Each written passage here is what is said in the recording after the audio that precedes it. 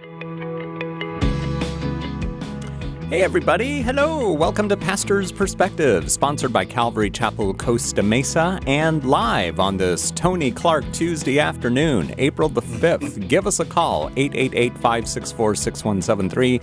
Brian Perez is my name, and yes, Tony Clark is here. He's on Skype. He's joining us via his home or church or wherever he's at today. Bobby Conway's with us as well on the Bobby Cam. Bobby is the pastor of Image Church in Charlotte, North Carolina. Tony's the pastor of Calvary Chapel Newport News in Virginia. And here in the studio with me, we've got Brian Broderson, the senior pastor of Calvary Chapel Costa Mesa. What's up, guys? Good to see you. Yes. Likewise. Good to see you, Brian, across the desk from me, and good to see our friends on the screen in front of us. And Bobby, of course, was just here. I could have reached out and touched him. He was so close, but now he's far away. Yes. And but I looked out in church on Sunday morning, and I saw his handsome mug and his beautiful wife, and he missed those compliments because he just disappeared off the screen. But he's back now. Did you hear the nice things I just said about you, or did you miss those? I heard you say talk about my beautiful wife being with us. Yeah, I did say you were your handsome mug too. So I put you both in. Cheryl was just commenting on just what a great looking couple you are. She doesn't think your personalities are very good, but she thinks you're really good looking. So. So she said we can just hang around with them for the sake of our image, and that'll be fine. So yeah, you guys are goals. You guys are goals. And that's why Bobby's the pastor of Image Church in Charlotte, North Carolina. Right, yeah. But we did have a great time when Bobby was out, and we got to spend an evening together having a meal, and that was really fun. And can't wait for Tony to come out and bring his lovely wife, Janice, who is our dear friend as well. And yes, we'll have to do something. Looking forward to it. Yeah. That'll be bucket list kind of stuff right there. You know, if we did anything, that would be great. Well, you know what would be really amazing is to get all three of us together with our wives. That would be super fun. That would be a miracle. Yes. Yeah. try to line things up for that. Yes. Yeah. Yes. I think we should. We make can it get happen. their opinion on whether or not God has form or not, too. You know, over some dinner. Get the girls to jump in. Hey, can't get past that John 5:37 though. We can't get past that. Jesus himself. All right. Let's bring up other complicated theological issues today. And There are lots of them. not revisit that one.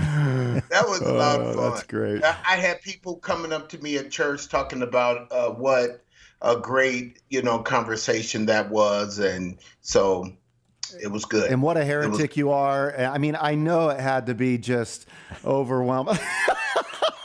Hey. Gotta go with those scriptures. Hey, Tony, do people in Newport News, do they listen on the radio station out of Lynchburg? Is that how they would hear us, or do they just tune in online? They just tune in online. Okay. Mm-hmm. The ones that come up and say anything to me, they tune in online. Now, does the stations in Lynchburg, do they reach you guys? No. No, right. No. No, they don't. Because I know they got a few translators around the state. They do, and they were supposed to get one that was supposed to reach into our area, but I haven't heard, what's up with that lately. But I heard that it's supposed to get a translator. All right. Okay, Yeah. So right here it says Lynchburg, Roanoke, and Charlottesville. Farmville and Charlottesville, yeah. Okay. And those are 2.5 hours from me. Yeah. Charlottesville is. And Lynchburg is 3 hours. Equip FM. So to all of those listening on Equip FM, hello from all of us to you. Yes. Call us. We'd love to hear from you. Now, the ones that's in the Lynchburg area that call in, they're listening directly from Equip FM. Yeah, right. Cool. Yep. Or equipfm.org. That's their website. You can listen live on there. All right, give us a call. We're here till 4 p.m. Pacific time, 888-564-6173. And let's do at least one Facebook question. CJ in California wrote in and says, in Christianity, we often say it's not a religion, but a relationship with God. So my question is, how does one explain the difference between religion and relationship with God? Brian, what would you say? Well, we say that because we're trying to communicate something. I mean, it really is. It's both. It is a religion. It is a set of beliefs that we rally around. But a lot of times what happens with the religion, it just becomes very formal. It just becomes a set of beliefs with no real experience with the person that you're believing in. And some religions don't even allow for a personal experience with God. Islam doesn't really teach that you enter into a personal relationship with Allah. Allah is way, way, way too great to have any kind of real personal association with you. So when we say relationship versus religion, we're trying to emphasize the point that this is something where you actually personally meet God and you connect with Him on a personal level, and it's not just a doctrinal statement. It is a doctrinal statement, but there's a living person behind the doctrinal statement that we connect with. So that's what I think when I think of that. I don't know. What do you guys got? Any other thoughts on it? Yeah, the word religion is mentioned at least 4, maybe 5 times if you count the Old King James. It's mentioned 5 times in the Bible. 4 of them, they're connected to Judaism. And Paul talks about, his time with the religion of Judaism. But there's one positive use of religion in James 1, verses 26 and 27. It says, pure and undefiled religion is this, to, visit the orphans and widows and, help those in their time of need, that sort of thing in James 1:27. So it's used in a positive sense there. But just like you said, Christianity is a religion, but what has happened is the religion has been reduced to a bunch of man-made rules and regulations, and we're trying to communicate its pure definition, which is a relationship with the Almighty God. And so, but it's been reduced over the years to just rules and regulations, unfortunately, in a lot of the Christian world. Mm-hmm.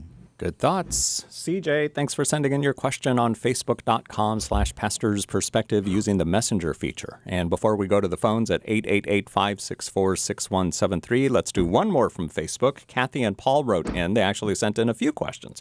Question 1, in heaven, will we notice physical features on other people, such as short, tall, thin, overweight, Tony's cool beard, Bobby's good looks, Pastor Brian's cool hair? That's question 1. Question 2, when Moses was wrestling with God, was God going to kill Moses for neglecting his family? And question 3, I'm a car enthusiast who enjoys nicer cars that tend to be more expensive. I drive a German brand that's known for performance and luxury. Sounds like a voiceover there. Is it idolatry and feeding the flesh if I buy a second well-known German brand vehicle known for performance and luxury? What would you guys say? Wow, that's an interesting set of questions. It's like all over the place. Yeah, it's all over the place. Well, I'm gonna take the difficult one. I'm gonna take the German car. Yes. Yeah. Yeah. I take the Moses one. Okay. All right. Bobby's left with the really challenging one. Yes. Well, look,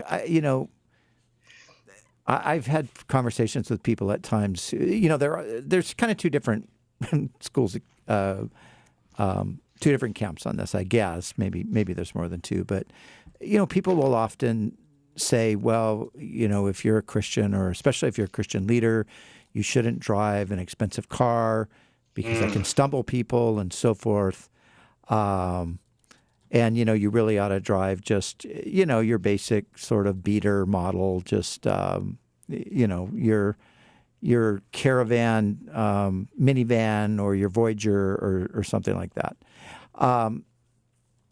And then other people say, well, the problem is if you drive a kind of a clunker, you spend more time worrying about it breaking down or trying to find out how to get it repaired. If you had a nice car, you could just, drive and be secure and all of that. So, these things to me these are personal, convictional kinds of things that I don't think there's one answer that fits everybody. I know at times I've known pastors who are very, very rigid about, no, you shouldn't drive that kind of car. That's people are going to be bothered by that. And I don't know. I tend to think that if that's a personal conviction you have, then fine.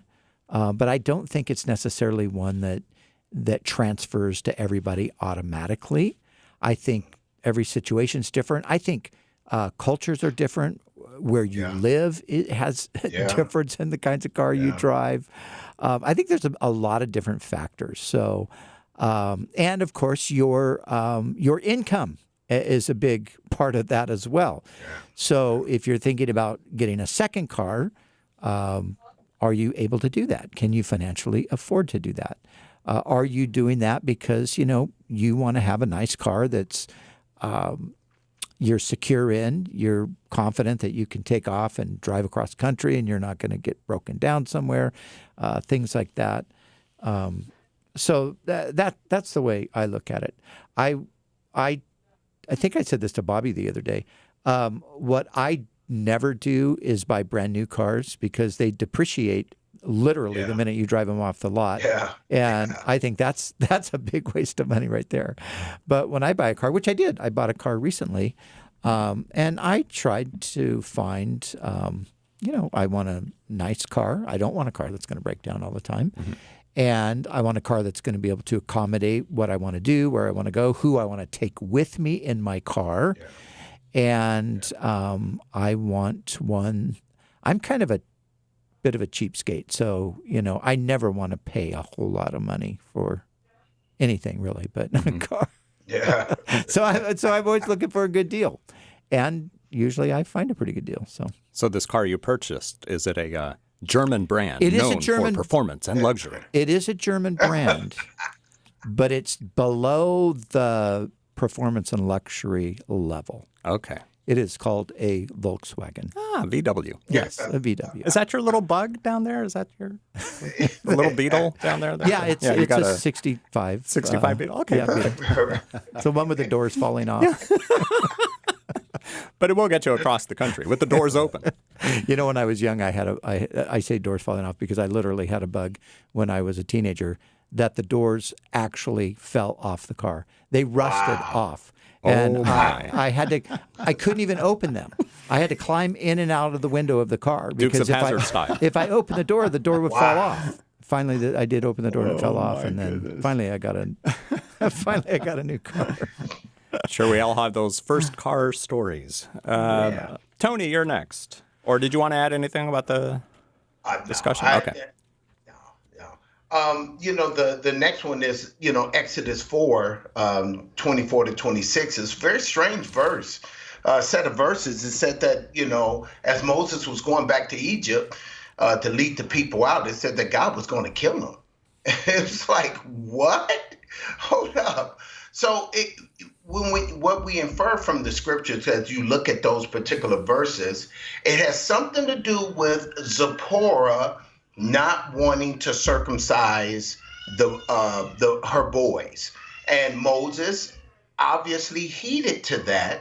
And here is Moses about to go lead 2 to 3 million people out of Egypt into a covenant with the Almighty God. And that covenant is through circumcision.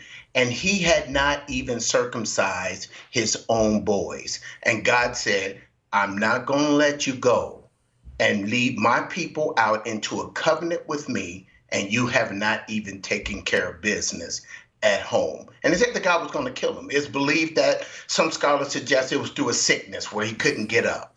And so Zipporah took a knife, cut the foreskin off the boys and threw it at the feet of Moses and said, "You're a bloodthirsty man to me." And Moses said, "Oh no," and sent her back to the house and said, "You will hinder this work from taking place in Egypt," and sent her back home. And this is the thing. Do not get into relationships or marriages with people who don't understand the ways of your God, because you would have situations like this that will come up. So that's the short answer to those set of verses. Good stuff. Bobby, you get the other question. Yeah, so the question is, will we have recognizable features when we get to heaven where, our loved ones would know who we are? And I would be inclined to say yes. I know that people will bring up the story of the Transfiguration, where they recognized Elijah and Moses there with Jesus. At the same token, it's not like they had a picture to know what they looked like, because they had been long dead. So it wasn't that they were able to recognize them because, oh, I remember what Moses and Elijah looked like. That's them. They knew it was them. So it could be possible that we just have this knowledge of who we are, but we might not have this, noticeable self from what we looked like on earth, so to speak. You take, for example, Jesus. Look at in the New Testament, the different forms, so to speak, that the incarnate Son of God takes on. They didn't recognize him on the road to Emmaus. So there's something different about his appearance in his glorified state at that moment. You think about the vision that we get in Revelation chapter 1. So there's these nuances. Will our bodies take on different looks? I think that's something unique to the Son of God. I do think that we'll be recognizable, but will we look exactly like we do, just with in a glorified state? That I can't say for certain. I just think that we can be confident that we're going to know one another, we're going to recognize one another, and we'll have an understanding of the contributions that God did through us on our time during earth. Now, not only is the question, will we look the way we did on earth, but will that change? Like, will our hair grow? Will it fall off? Things like that. Will we gain weight? Will we lose weight? Maybe that's part of the question too. Well, you know what though? I was reading this morning and through 1 Samuel, and I was blown away because this stood out to me. I've never seen this before in context with what we're talking about. So this was just this morning. You remember when Saul went to the wench of Endor, and all of a sudden he said, "I want you to pull somebody up for me." And sure enough, he wanted Samuel to be pulled up. And so when she did her little thing, she screamed. And Saul said, "What did you see?" She said, "I saw an old man coming up out of the ground." And Saul knew that was Samuel. And he began to tell Saul what was going to happen. Your boys was going to die. All of y'all going to be joining me in death. But it's interesting that Samuel was pulled up and Samuel was still an old man. And I said, Now, of course, you're going to have some people, "Oh, that wasn't really Samuel," and all that kind of mess. I'm just going with the scripture says. It was Samuel. But that wasn't his glorified body. Okay, then what body was it? Well, it wasn't his glorified body. He wouldn't have his glorified body yet. So I think that we to say that that's Samuel's glorified body, that would be getting the cart before the horse. So that means that you're saying that Samuel was waiting for his glorified body, as he was dead and it got pulled up. He was waiting for it? Of course he is. I mean, it's not like Samuel. Of course, Samuel didn't get a glorified body. It's not like Samuel's the only one in the Old Testament that gets the glorified body, and then everybody else is waiting. It was just something that God pulled up for that specific purpose. and then put his old body back on him to come back up to appear to Samuel, to Saul? Is that what you you're don't saying? know, and you don't know, and I don't know what exactly is going on outside of the fact that, but God made it clear that it was Samuel. But to say that it's his glorified body, that all the Jewish I people never mentioned glorified are body. still I waiting. just said he was raised. I never mentioned glorified body. I just said he was raised up. He was an old man. That's all that I got. That's all I can go with that. Glorified body, never said. Sounds like we're going toward Yeah. the direction of spirit. Man, this spirit body thing just it won't leave us alone. I think we have a new name for Tuesdays. We're going to call them Tenacious Tuesdays. That might. Okay, let me just weigh in here. Okay, but so I think we all understand. I mean, most people understand this. There are some varying views among Christians, but I think most people would agree that the resurrected body is not something you immediately take on after death, but it's something that you wait for, and you have an interim kind of a body that we're not really told exactly what it is like. So I think that is the majority view of Christians. So that happens at the resurrection, or if we think the rapture is that place where the people who have not died will then have their glorified body instantly through. Right. Okay. So the dead in Christ rise first. We who are alive and remain shall be caught up with them together in the clouds to meet the Lord in the air.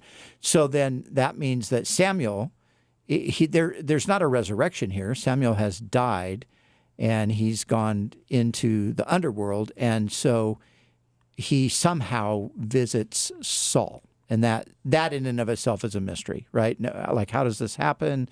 Did she actually call him up, or was it just something God overruled and said, I'm going to pronounce a judgment on Saul right now, so I'm going to do something extraordinary with Samuel? So, yeah, I mean, I think that is how, Saul experienced Samuel, because that's how Saul knew Samuel. Yeah. And yet I don't think that based on that, we would say that today, or maybe today, he still is in that shape. But at the resurrection, the glorified body will be a glorified body, which would not be the body of an old man, I would say. Tony? So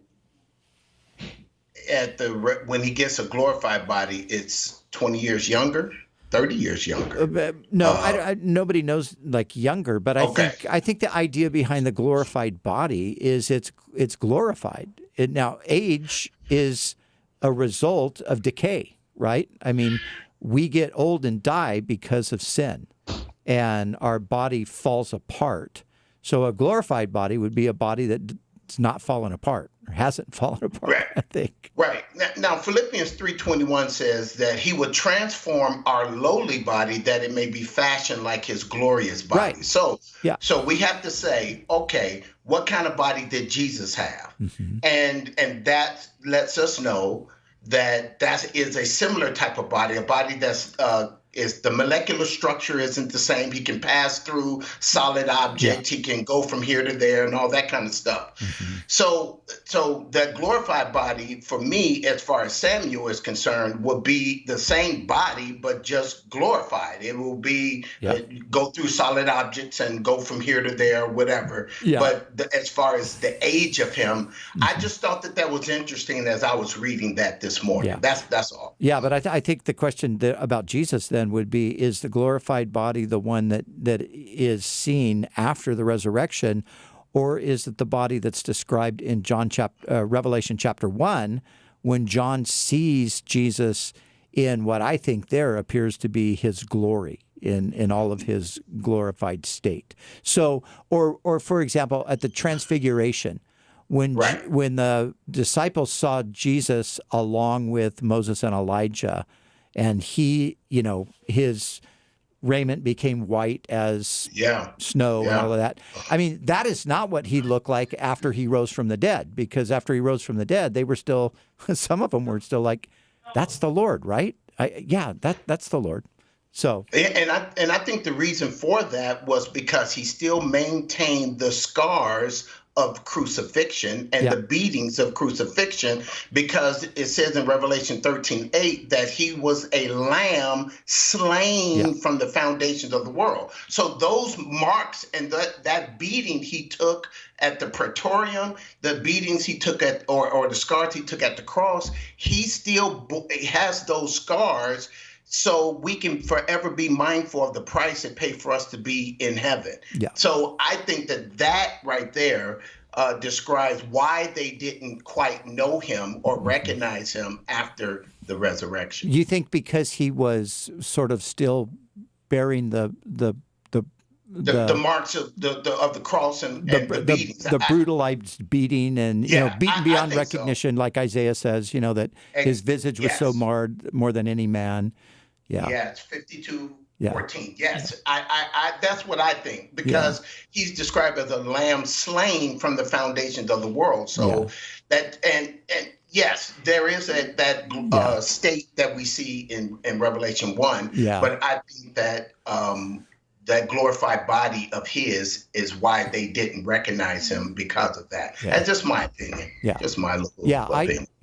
I have a different opinion on that, but let's go to a different question because we've been around this mountain too long. Okay. As the Lord said. I do think Bobby wanted to say something super quick, though. Okay. Well, Bobby, please, by all means, weigh in once again. The only thing that I would add, I think what you guys are saying is wonderful, and I think that our audience will enjoy this conversation. I've done the same thing where, we look at the Lord and we think, okay, he's able to walk through walls and some of those things. As I think further on that, I don't know that us having a glorified body guarantees that we'll be able to do those same types of things. So I think what we do is we look at the glorified body of Jesus, we see what he did, and then we kind of make the assumption that our glorified body will do the exact same things. But as I've already noted, on the road to Emmaus, they didn't recognize him. There's these different sort of manifestations of Jesus in his glorified state. And so it seems like we maybe that would happen to us, but I don't see why it would happen to us. I don't see why it would be a problem that we'd walk through walls and be able to, do all this stuff. I think it'd be amazing, but I don't think we can conclude that that's the point of those verses, that that's going to be the way that our glorified body will be as well. And I think that I just mentioned that as an interpretive thought, that as I consider going to heaven, here's what's going to be amazing. I mean, it's going to be a body suited to live forever. We're going to glorify God. We're not going to sin any longer. But there's a lot that we just don't know. All I know is we're going to be extremely satisfied customers who've been given this gracious gift of a glorified body when we get to heaven. Yeah, and I mean, this all falls under the category, I think, of now we see through a glass dimly. So we see dimly, then we shall know, even as we are known. So right now, there's some things we're just thinking about. We're pondering. We're guessing. Might be like this, might be like that. But one day we'll actually know. Mm-hmm. Tony? Nothing. The Pastor Brian said we're done. He said we're done, so we're done. You're right. Brian did say we were done. But if Brian had not said we were done, what would you have said? I'm joking. He said we're done. All right. Very good. Thank you for sending in your questions on Facebook.com/Pastor's Perspective using the Messenger feature. We will go to the phones when we come back from the break. The phone number is 888-564-6173, 888-564-6173. My name is Brian Perez, and joined today by Brian Broderson, Tony Clark, and Bobby Conway on this contentious Tuesday. That's the word I wanted to use, not tenacious. Tenacious doesn't really mean. I said the word, and then I thought, wait, that's not the word. Contentious Tuesday. But you got to find a T. Oh, but there is a T in contentious. So it's kind of alliteration. All right. Yeah, it partial alliteration. All right, 888-564-6173. Give us a call between now and 4 p.m. Pacific time if you're watching us on Facebook.com/Pastor's Perspective or on Dr. Bobby Conway's 1 Minute Apologist channel on YouTube. You see the number right there on the bottom of your screen. Call us, 888-564-6173. We'll be back in a couple of minutes, 888-564-6173.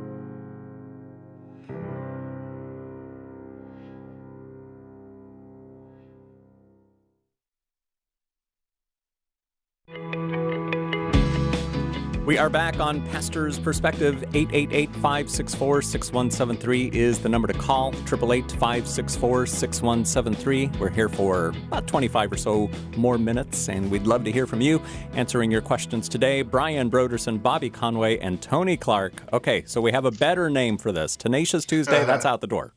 I don't even know why I said it. Contentious Tuesday, okay, that's better. But Pastor Brian, during the break, thought of an even better one. What is it, Brian? Tug of War Tuesday. Isn't that perfect? That's it. Tug of War Tuesday. And I think from now on, we're doing pretty good. A couple of weeks in a row. I think every Tuesday we have to have a somewhat of a theological debate. So it's just part of Tug of War Tuesday. It's just what you do. I like it. I would like to come back at some point and debate the John 5:37 thing. I think that would be okay. We got to give that one a point, we got to give that one a rest. If we say God has form, we are saying something I've never heard any Orthodox theologian say. So that's what I would want to dialogue around at some point. So Tony and I could have a debate on that. So here's what we'll do at the Calvary Chapel Pastors Conference happening in June. You guys can have like a session where you just go up there and tag team Tuesday. That would be a blast. Yes, I would love it. Yeah. By the way, more information about that conference, which is open to pastors and teachers, is conference.calvarychapel.com. It's happening at the end of June, so register now. 888-564-6173 is our number, and we're going to go to Ricardo in California. How can we help you, Ricardo? I'm enjoying this Tug of War Tuesday. Good. And I'm highly blessed that I have the great doctor and also the great Sermonator, Tony Clark, on the phone to answer this question. The Sermonator. I like that. Not to be confused with the Terminator, which could be another T word we can use. But so what did you want to know, Ricardo? The question is, is somebody saved if they believe in Jesus, they believe he died on the cross for their sins and all. They believe he's the Son of God, but they just don't believe he's deity. So they believe he's the Son of God, but they don't believe he's deity. Like he's not on the same equal level as God. Yeah. Now, is this you, Ricardo? No, this is for my friend. My friend Joey and I are sort of like a Tony Clark and the great doctor. Yes. So you guys have your own tugs of war. Together, we just debate. Yeah. So, Ricardo, is he a Jehovah's Witness or a Mormon? No, he's a believer. So this is something that came up to where he was just saying, like, he had a friend that, like, he believes in Jesus and trusts him, but he just doesn't believe that he's deity. Yeah. I don't know where his friend's at. I believe his friend confesses to be Christian, though. Yeah. Well, I think, you can be ignorant of that fact, the deity of Christ. Not everybody understands that necessarily initially. Many people do not understand it. And even later, some people don't quite understand it because they can't get their mind around the Trinity. But I think that's one thing to be ignorant of it. It's another thing to be dogmatic about it and to say, like, no, it's not the case. And I wonder why he would even think that. I mean, even what he doesn't seem to understand is biblical language. Biblical language, Son of God means equal with God. Everybody knew that in Jesus' day because that's why they tried to kill him. Yeah. Because you, being a man, make yourself equal with God by saying you're the Son of God. Because to be the Son of God means you possess the same nature as God. Mm-hmm. So it seems like maybe this guy just doesn't really, maybe he just doesn't understand. It's like it can't be one or the other because it's the same thing. And, he probably just doesn't know that. Dr. Bobby Conway, what say you? Okay. I would agree with Brian, and I would just want to say, Ricardo, it's for listeners like you that Tony and I, we will have these conversations, and I will just say again, I have the utmost respect for Tony Clark. He is a man of humility. He knows the scriptures inside and out. He's a good man, and he makes this so much fun. And I think on the radio show like Pastor's Perspective, it's important for Tony to be able to say something like, hey, Bobby, I'm not sure I look at it this way, because what we're doing on the radios we're hopefully also modeling Christian character, and how do Christians who don't always see eye to eye share their different opinions and get off of the radio. Like, I've never met Tony live in person, but I can tell you this: I can't wait for the moment I get to give this guy a big bear hug and go out and hang out with him, and straighten him out on a few things. But outside of that, it is great being in this show, and I think I'm thankful for listeners like yourself that can handle that. See, some radio shows, they don't even, and I thank Pastor Brian, our great boss, who allows for that, because sometimes what people do is they're threatened by allowing any discussion to go outside of anything where they're comfortable with. But what we're doing is we're expressing the way that Christians look at things, and I think that makes a more thoughtful program. Sermonator Tony.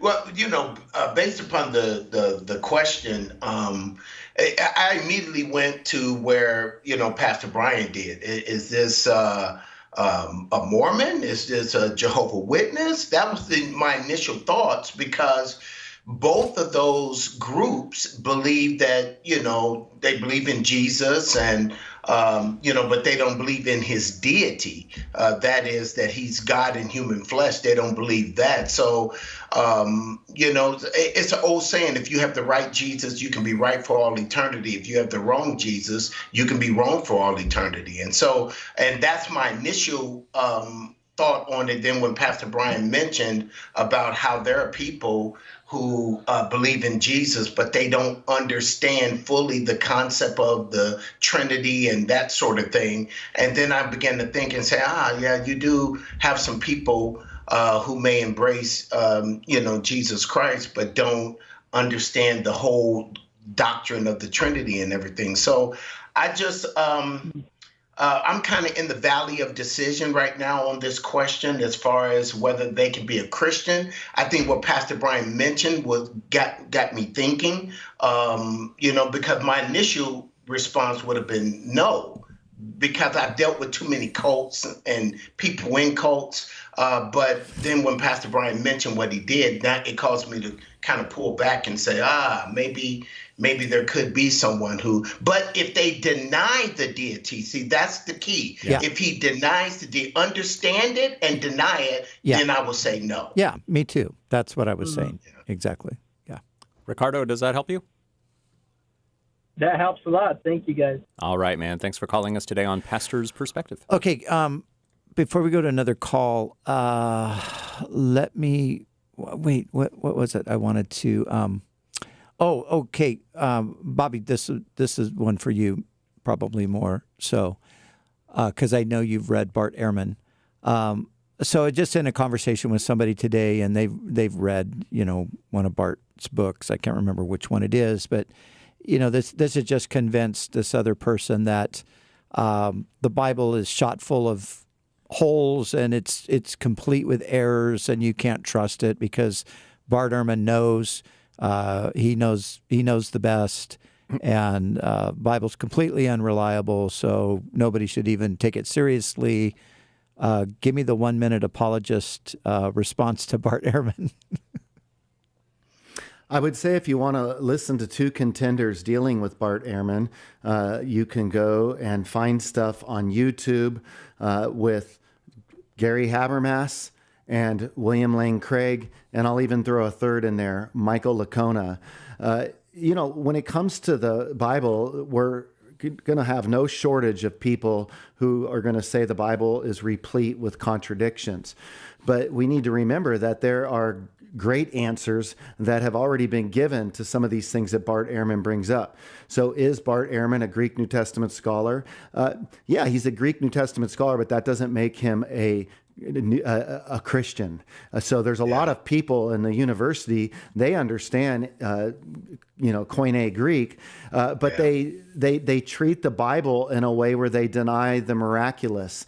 And so he does bring stuff up, and if somebody's a new Christian and they jump in and read it, they need to be cautious. Muslims recognize the force Ehrman is to be contended with, because even though Muslims do not believe in Ehrman, what they do is they don't believe that the Gospels are reliable. So what Muslims will do is they'll bring up Ehrman's work on the Gospels to try to undercut the confidence of Christians.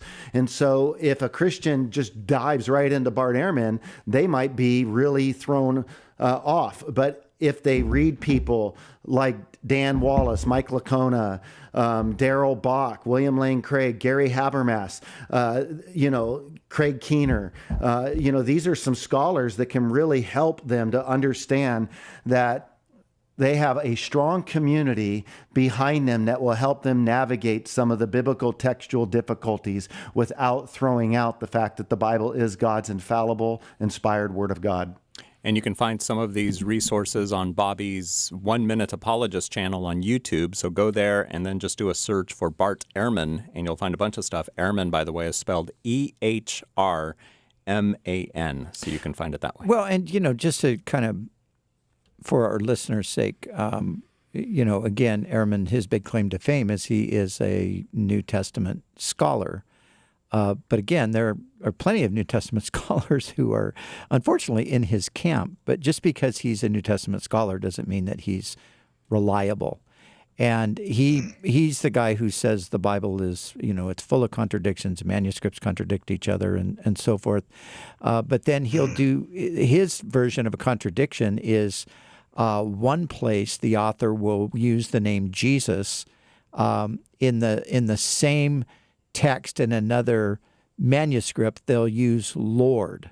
So he says, oh, that's a contradiction right there. Well, actually, no, they're talking about the same person. One's just using Jesus and one's just using Lord. He even goes so far as to say misspelled words are contradictions.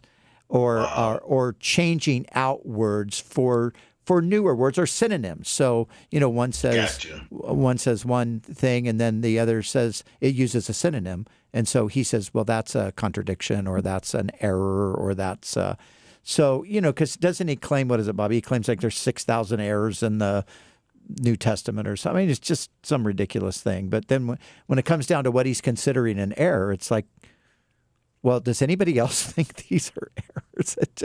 It seems like common sense would tell you that, no, these are not errors. Mm-hmm.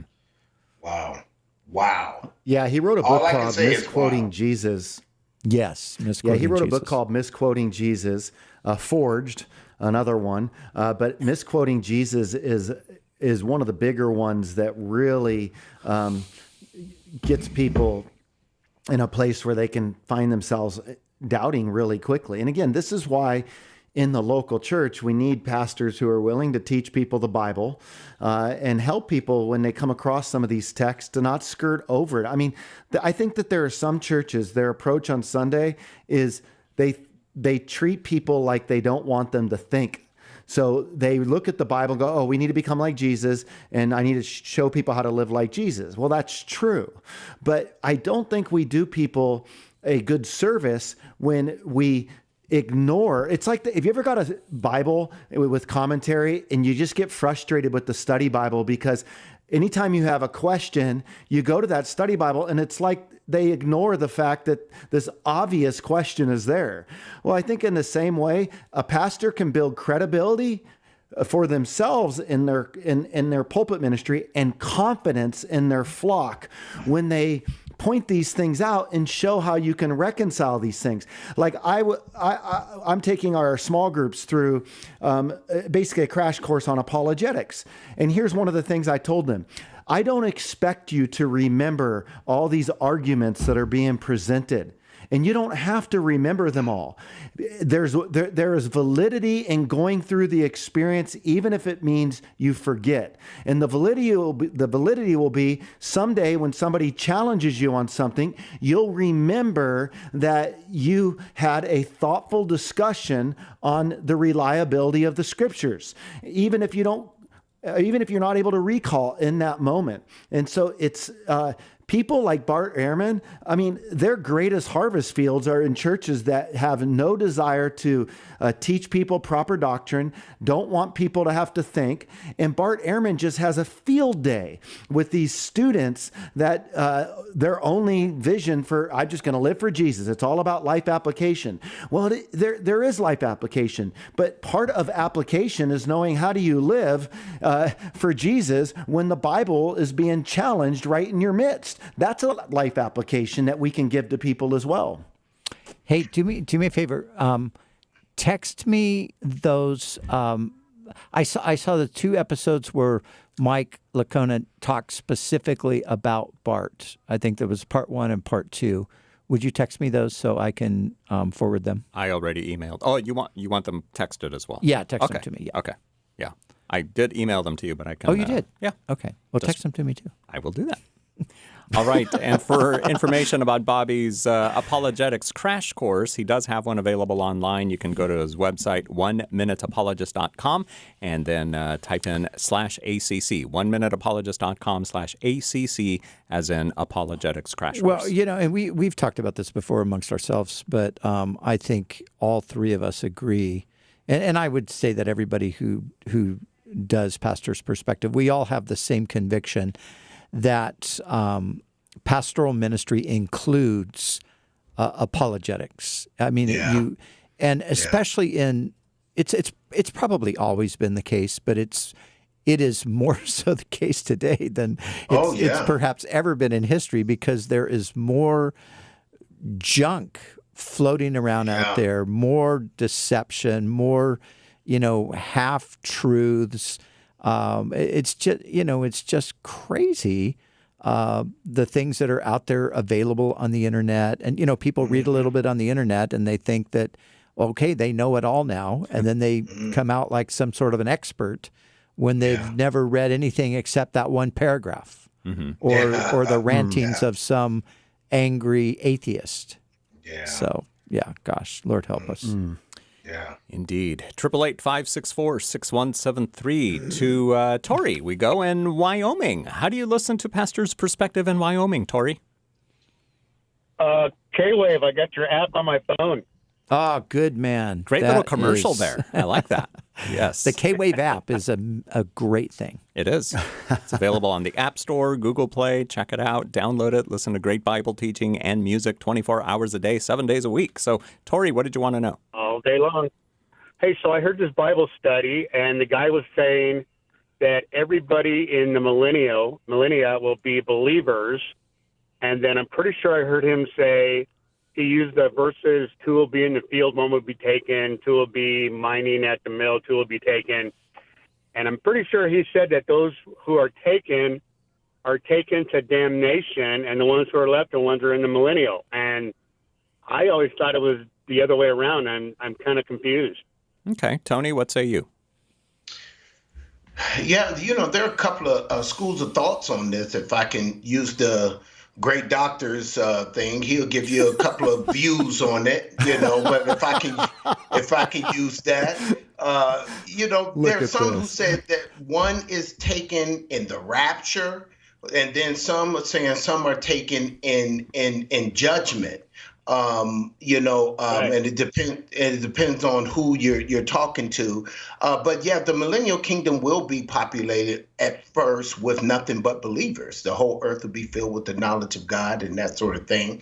And the whole sheep and goat judgment of Matthew 25, those on the right will be taken into the millennial kingdom, and those are the believers. So it will start off with believers in natural bodies who will repopulate the earth that was pretty much destroyed during the tribulation period. So you got those schools of thoughts, one taken in the rapture or one taken in judgment. Bobby, is there a third option? There is a third option, and the way... No, I'm I was only kidding. I was like, really? There's a third option that some would say that they don't believe in either of the two options, right? True. But I thought that Tony did a great job explaining that. Yeah. Brian, any thoughts? Nope, that was great. All right. Tori, what do you think? I believe that it's the rapture, we're all going to be there. I never heard about the judgment part. It's just kind of confusing. Well, if you But I'm look going to study it. I'm going to find out. Yeah, for if you myself. look I'm going to figure it out. Look in the context.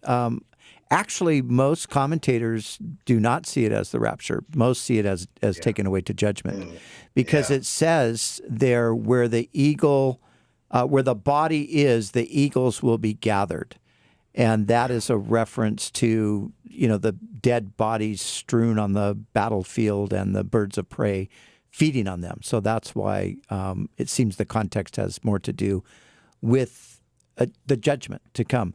But on the surface, it looks great for a rapture verse, because it sounds like that's exactly, what it is. One taken, one left. But so you can work it out.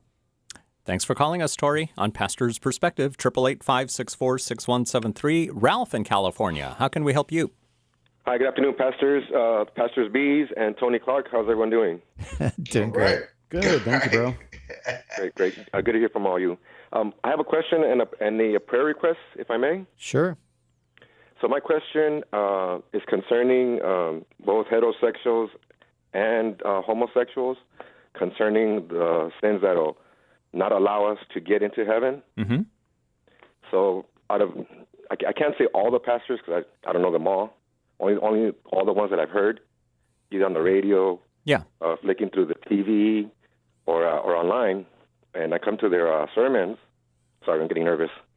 I come to their sermons, and every time the subject of homosexuality is brought up, how come you guys mentioned, obviously that doesn't go, what goes or what not goes. So how come you guys don't also include heterosexuals, whether they're single, having sex outside of marriage, or even married couples? A lot of them think a sodomy is okay. Have we ever addressed that, Brian? I think we have. I think we've addressed that many, many times. Yes. I mean, those sins are all, you don't necessarily find them isolated any place in Scripture. They're all lumped together. Homosexuality, or more accurately, men having sex with men, is mentioned in 1 Corinthians chapter 6, verse 9. But it's in the context of many other sins as well. Don't you know that the unrighteous will not inherit the kingdom, Paul says, and then he gives a list there, and that description happens to be part of the list of the other sins.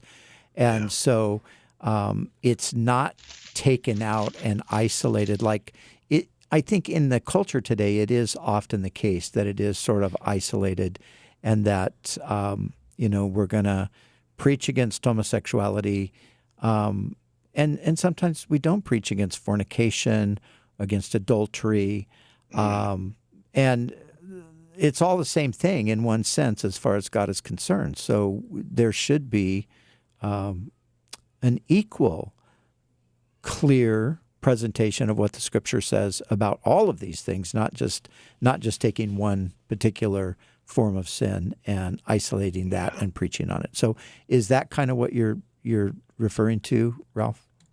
No. Like, for example, I had friends, acquaintances that claim they're Christians, and all of a sudden they divulge their intimacy either with their wife or their girlfriend, or vice versa, because women too. And, they just bring up a sodomy. I get up and I walk away because I'm not into that. And I clearly know it's a sin. Yeah. Yeah, well, I mean, that's strange that they would even want to bring that up in a conversation with anybody but between themselves. So I would get up and walk away too. That would be a very uncomfortable situation to be in. Absolutely. Tony, did you have something to add? Yeah, that is just weird. Why would people bring that up in a conversation? Like, we're out eating at lunch, and all of a sudden, and guess what? Yeah, sodomy took place last night between us. So who does that? I don't get that. And so, people, hey, all I know is what the Scripture said. The Scripture says in Hebrews 13 and verse 4, it says, marriage is honorable among all, and the bed undefiled, but fornicators and adulterers God will judge. And so I say what folks do in their bedroom, they do, and we leave them in God's hand. But the broadcast, it is just weird. Let's see what Bobby thinks. No, maybe we won't find out what Bobby thinks. Who knows what Bobby might say? So let's just turn off his mic. No, I'm joking. Thanks for joining us. There's 3 views. No. We are out of time on today's Pastor's Perspective program. If we didn't get to your call, I'm so sorry. Please try again tomorrow. Lots of great questions on the board. We couldn't get to all of them. We'll be here tomorrow between 3 and 4 p.m. Pacific time, and we would love to hear from you at 888-564-6173. For Brian Broderson, Tony Clark, and Bobby Conway, I'm Brian Perez. Enjoy the rest of your evening. And remember, we love you. Pastor's Perspective is sponsored by Calvary Chapel, Costa Mesa.